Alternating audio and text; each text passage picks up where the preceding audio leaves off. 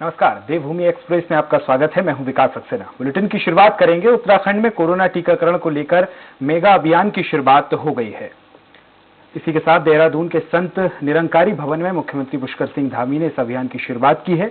मुख्यमंत्री पुष्कर सिंह धामी ने कहा है कि हमारा लक्ष्य है कि दिसंबर तक पूरे प्रदेश के लोगों को वैक्सीन की पहली डोज लग जाए। वहीं उन्होंने कहा कि प्रधानमंत्री नरेंद्र मोदी का मैं हृदय से धन्यवाद देता हूं कि उन्होंने उत्तराखंड को वैक्सीन देने के क्रम में वीरता के क्रम में रखा है और हमें पर्याप्त मात्रा में वैक्सीन उपलब्ध करवाई है।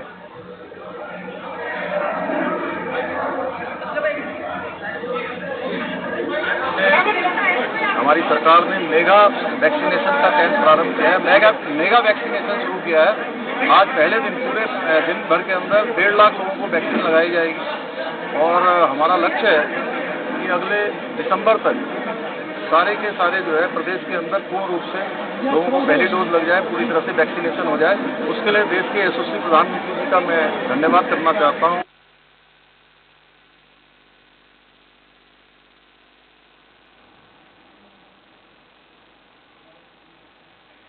उत्तराखंड के बहुचर्चित कुंभ कोरोना जांच घपले को लेकर ईडी ने देश के 5 शहरों में ताबड़तोड़ छापेमारी की।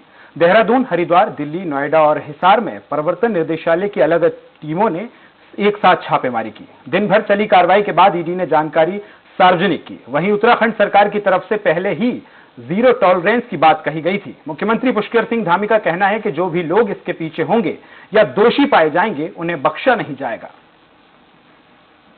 कानून अपना काम करेगा, अगर कोई दोषी होगा तो उसके खिलाफ कड़ी कार्रवाई होगी। कानून अपना काम करेगा, अगर कोई दोषी होगा तो उसके खिलाफ कड़ी कार्रवाई होगी।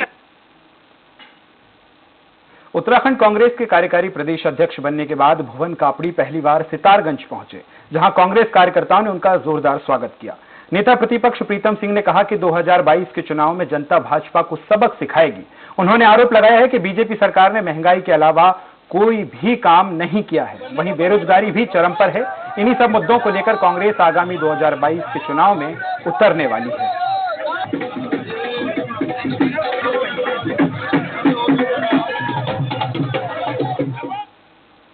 हरिद्वार में पूर्व मुख्यमंत्री तीरथ सिंह रावत ने मां माया देवी मंदिर में दर्शन किए।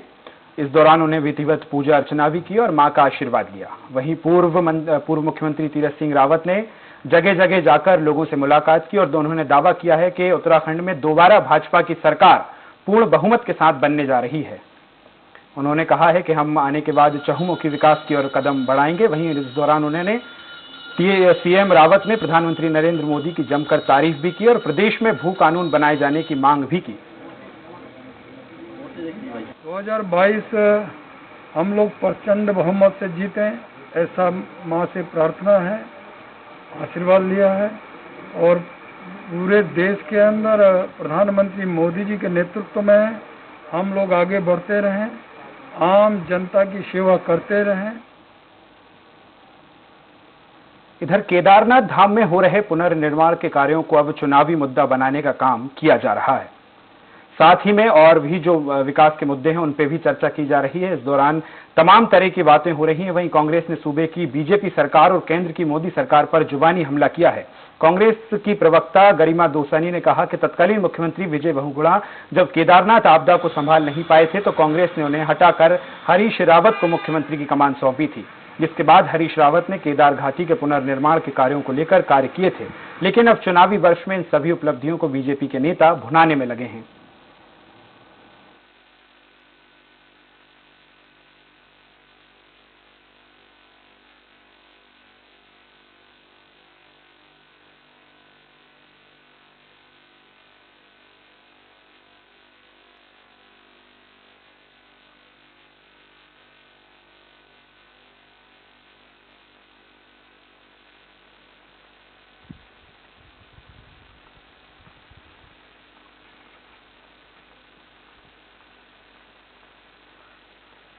पुष्कर सिंह धामी इस पूरे केदारनाथ पुनर्निर्माण का श्रेय लेने की कोशिश कर रहे हैं, तो आप ये बताइए, एक पुनर्निर्माण और श्रेय लेने वाले कितने सारे हो गए हैं। तो कहीं ना कहीं बहुत हास्यास्पद पूरा ये प्रकरण दिखाई पड़ता है कि धर्म के नाम पर राजनीति, पुनर्निर्माण के नाम पर राजनीति, लगाई तुमसे एक ईंट नहीं जाती और दूसरे के नाम का रिबन काटते हुए तुम्हें शर्म नहीं आती। देहरादून में कांग्रेस ने अपने 3 दिवसीय मंथन शिविर की शुरुआत की। इस दौरान उन्होंने चुनावी मुद्दों को उठाते हुए प्रदेश में पलायन हो रहे लोगों पर भी चर्चा की, साथ ही भूमाफियाओं को लेकर सशक्त कानून लेकर भी घोषणा की और साथ ही में कई विषयों को और भी चर्चा की।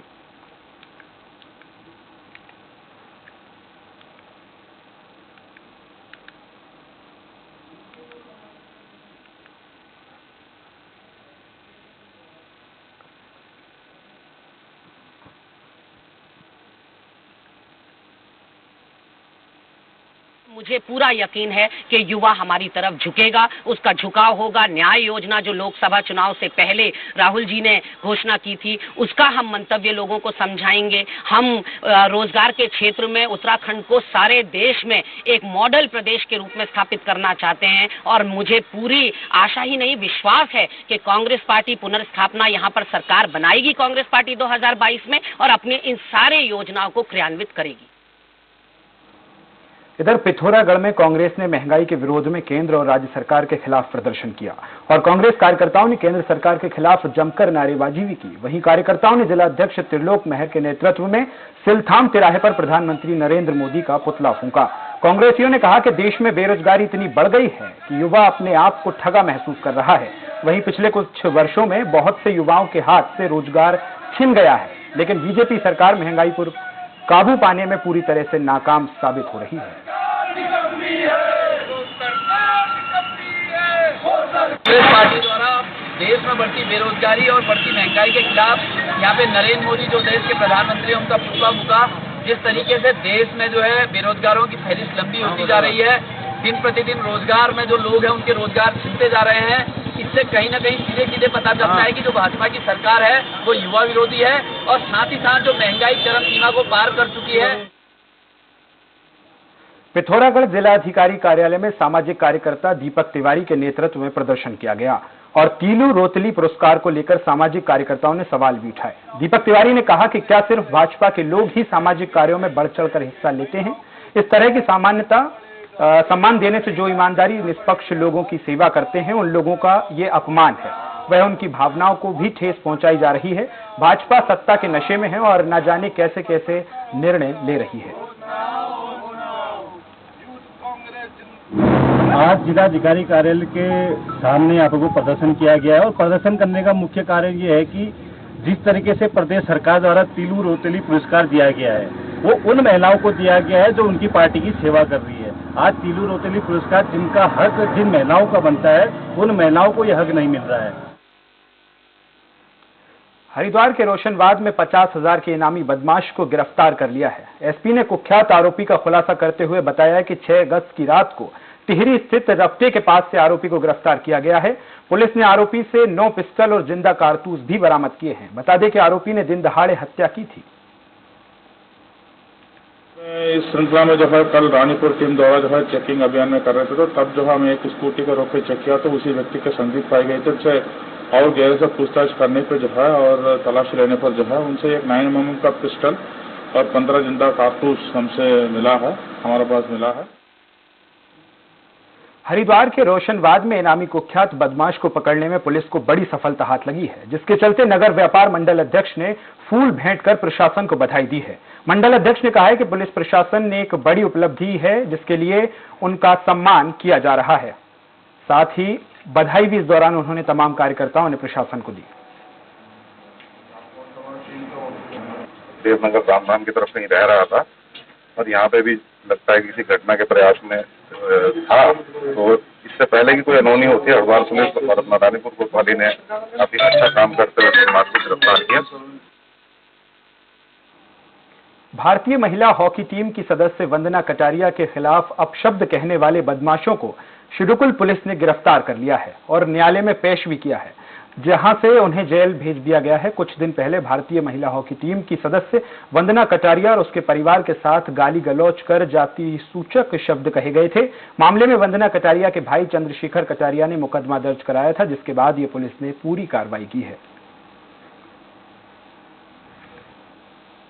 ये जो हमारा इंडियन वुमेन टीम का जो खिलाड़ी है वंदना कटारिया, उनका घर का सामने जो आतिशबाजी करना और जाति सूचक शब्द करने के इस वजह जो मुकदमा कायम होता है 4 तारीख से जो है, उसमें जो तीसरा मुलजिम है सुमित चौहान, उसका आज गिरफ्तार करके अभी माननीय न्यायालय को रिमांड के लिए भेजा है। और बुलेटिन में वक्त है एक छोटे से ब्रेक का।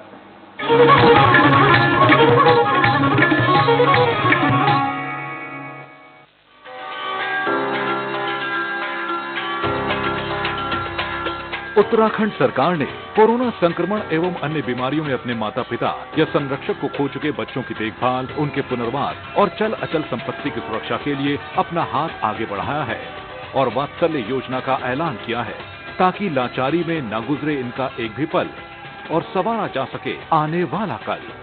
मुख्यमंत्री वात्सल्य योजना में शामिल बच्चों का भविष्य सुरक्षित बनाने के लिए राज्य सरकार ने सभी जरूरी प्रावधान किए हैं। वात्सल्य योजना के अंतर्गत उत्तराखंड में 1 मार्च 2020 से 31 मार्च 2022 तक की अवधि में माता पिता की कोरोना अथवा किसी अन्य बीमारी से मृत्यु हो जाने पर बच्चों को इस योजना के अंतर्गत सहायता प्रदान की जाएगी।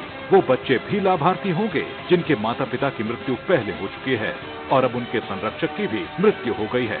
वात्सल्य योजना में चयनित हर बच्चे को 21 वर्ष की आयु पूर्ण होने तक 3000 रुपए की आर्थिक सहायता हर महीने मिलेगी। ऐसे बच्चे को सरकारी नौकरी में भी 5% का क्षैतिज आरक्षण मिलेगा और साथ ही बच्चों की रुचि के मुताबिक उनके कौशल विकास पर भी ध्यान दिया जाएगा। कोरोना के मुश्किल समय ने जिन बच्चों की आंखों में आंसू भर दिए, उनके चेहरों पर वात्सल्य योजना मुस्कुराहट लाएगी। अधिक जानकारी के लिए विजिट करें www.wecd.uk.gov.in। कॉल करें 7579-215264 पर। कोरोना में जो बच्चे हुए अनाथ, उत्तराखंड सरकार थामेगी उनका हाथ। Roop Mantra Ayurvedic face cream and face wash. इसकी आयुर्वेदिक देखभाल आपको दे pimples, wrinkles, blackheads, dull skin और डेड स्किन जैसी हर प्रॉब्लम से रिलीफ।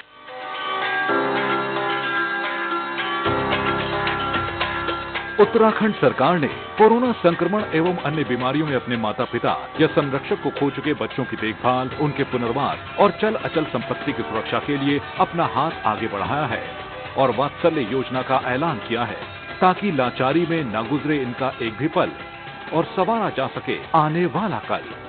मुख्यमंत्री वात्सल्य योजना में शामिल बच्चों का भविष्य सुरक्षित बनाने के लिए राज्य सरकार ने सभी जरूरी प्रावधान किए हैं। वात्सल्य योजना के अंतर्गत उत्तराखंड में 1 मार्च 2020 से 31 मार्च 2022 तक की अवधि में माता पिता की कोरोना अथवा किसी अन्य बीमारी से मृत्यु हो जाने पर बच्चों को इस योजना के अंतर्गत सहायता प्रदान की जाएगी।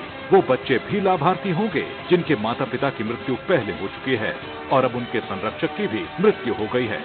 वात्सल्य योजना में चयनित हर बच्चे को 21 वर्ष की आयु पूर्ण होने तक 3000 रुपए की आर्थिक सहायता हर महीने मिलेगी। ऐसे बच्चे को सरकारी नौकरी में भी 5% का क्षैतिज आरक्षण मिलेगा और साथ ही बच्चों की रुचि के मुताबिक उनके कौशल विकास पर भी ध्यान दिया जाएगा। कोरोना के मुश्किल समय ने जिन बच्चों की आंखों में आंसू भर दिए, उनके चेहरों पर वात्सल्य योजना मुस्कुराहट लाएगी। अधिक जानकारी के लिए विजिट करें www.wecd.uk.gov.in। कॉल करें 7579-215264 पर। कोरोना में जो बच्चे हुए अनाथ, उत्तराखंड सरकार थामेगी उनका हाथ।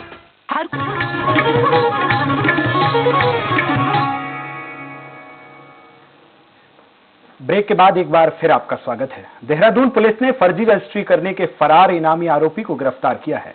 बता दें कि आरोपी अभियुक्त गजराज के द्वारा उक्त संपत्ति को पाक साफ बताकर एक व्यक्ति को पंजीकृत बेनामा कर 12 लाख रुपए लेकर फरार हो गया था। बेनामे के बाद जब वादी के दाखिल खारिज के लिए आवेदन किया तो दाखिल खारिज नहीं हो पाया और ज्ञात हुआ कि उक्त जमीन पहले से ही किसी के द्वारा बेची जा चुकी है, जिसके बाद पीड़िता ने थाने में शिकायत दर्ज कराई, जहां पुलिस ने आरोपी को यमुनानगर से गिरफ्तार कर लिया। ये थाना प्रेमनगर में 2019 में एक मुकदमा पंजीकृत कराया गया था, जिसमें जमीन संबंधी और फर्जी कागजात को लेकर के मुकदमा पंजीकृत हुआ था 420-467-68 में। उसी में ये जो अभियुक्त है ये मफरूर चल रहा था, जिसपे इनाम घोषित किया गया था और इसको थाना प्रेमनगर टीम द्वारा यमुनानगर से गिरफ्तार किया।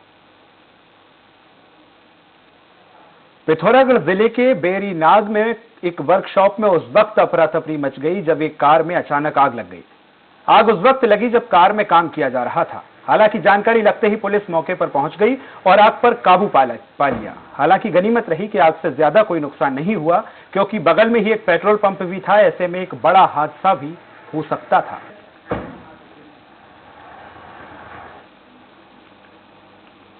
पिथौरागढ़ जिले के मुनस्याही बाग पानी में करंट लगने से विद्युत कर्मचारी झुलस गया।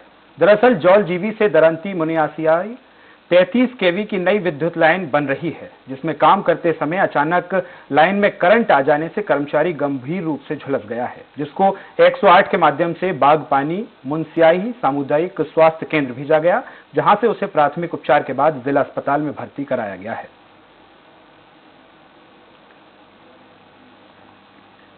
नगर निगम के खाते से 23 लाख रुपए के गबन के विरोध में कोटद्वार के नगर निगम कार्यालय में बीजेपी पार्षदों और कार्यकर्ताओं ने जमकर प्रदर्शन किया और शहरी विकास मंत्री वंशीधर भगत को ज्ञापन सौंपा। ज्ञापन में पार्षदों ने मेयर के वित्तीय अधिकारी प्रतिबंध कराने और मामले की जांच सीबीआई से कराने की मांग की। पार्षदों का आरोप है कि मेयर कर्मचारियों की मिलीभगत से 23 लाख रुपए का गबन किया गया है। नगर निगम में भ्रष्टाचार बंद करो, नगर निगम में भ्रष्टाचार बंद करो। और मैंने माननीय वंशीधर भगत जी जो हमारे शहरी विकास मंत्री है, मैंने उनसे भी मांग की है कि तत्काल महापौर मैडम के वित्तीय अधिकार सीज किए जाने चाहिए, क्योंकि जिस प्रकार से भेदभावपूर्ण तरीके से ही अपने नगर निगम में पक्षपातपूर्ण रवैये से पार्षदों को परेशान कर रही है, इनके तत्काल वित्तीय अधिकार सीज किए जाने चाहिए जब तक कि इसके गबन का पूरा पता नहीं चलता। रामनगर के उमेदपुर गांव में कार्यकारी अध्यक्ष रणजीत रावत ने हुड़के की थाप के साथ धान रुपाई का कार्यक्रम किया और रुपाई के दौरान पहले पहाड़ के हुड़किया बॉल का बोलबाला रहता था। अब यह प्रथा समाप्त होती जा रही है, लेकिन कुछ लोग अब भी ऐसे हैं जो हुड़के की थाप पर चाचरी गाकर परंपरा को बचाने का प्रयास कर रहे हैं। ग्रामीणों का मानना है कि हुड़के की थाप पर रुपाई के काम से आसानी हो जाती है और गानों को बोल और हुड़के से निकलने वाली मधुर ध्वनि थकान का एहसास नहीं होने देती।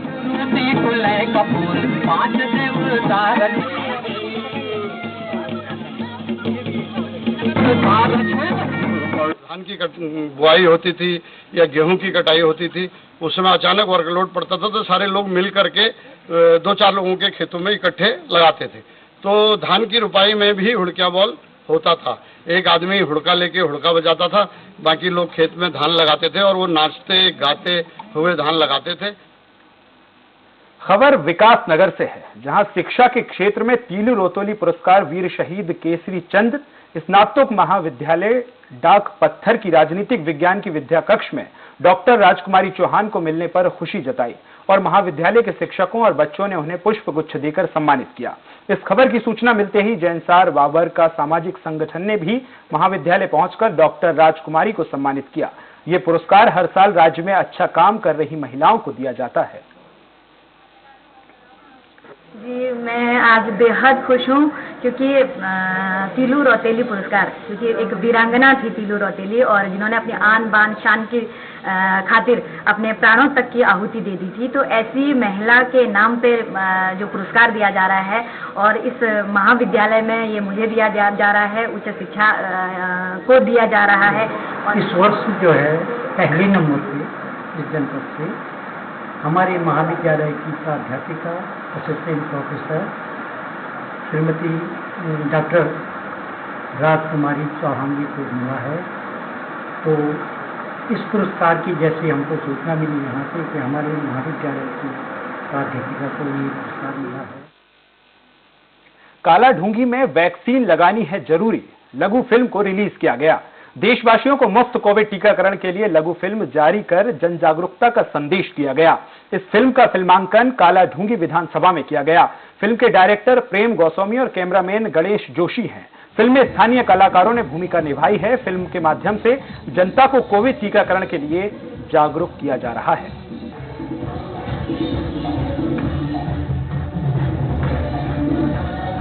आप लोग खबर आई थी, बहुत बहुत धन्यवाद।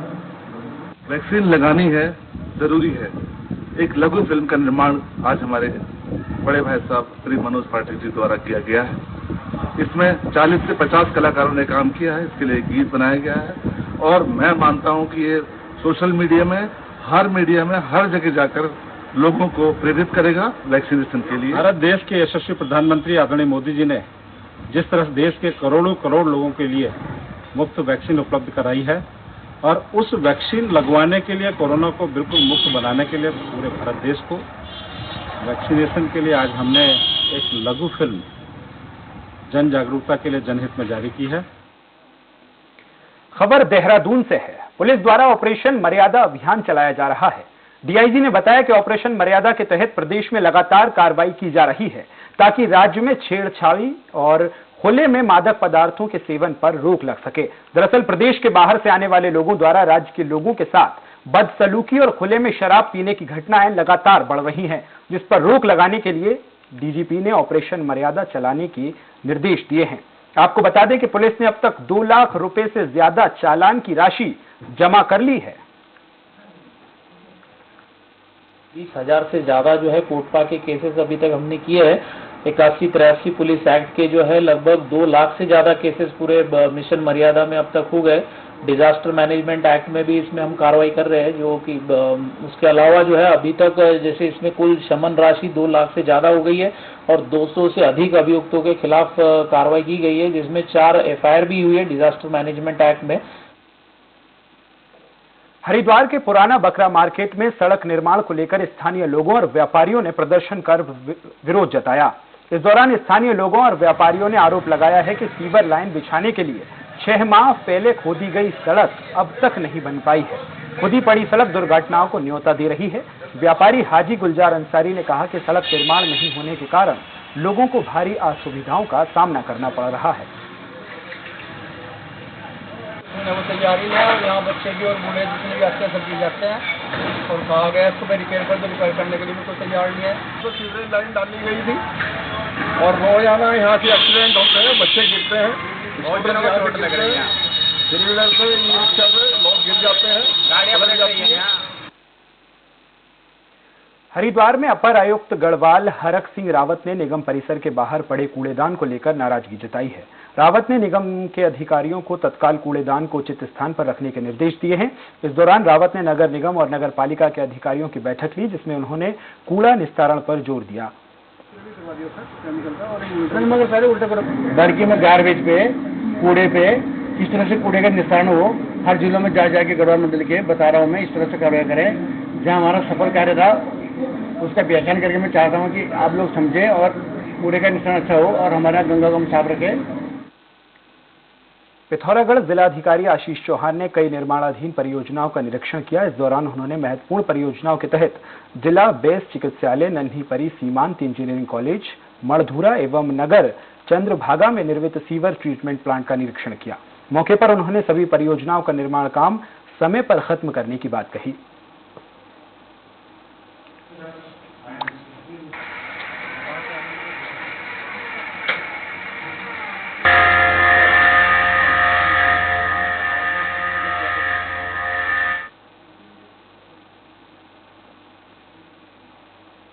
और इसी के साथ इस बुलेटिन में फिलहाल इतना ही। खबरों का सिलसिला जारी है। नमस्कार।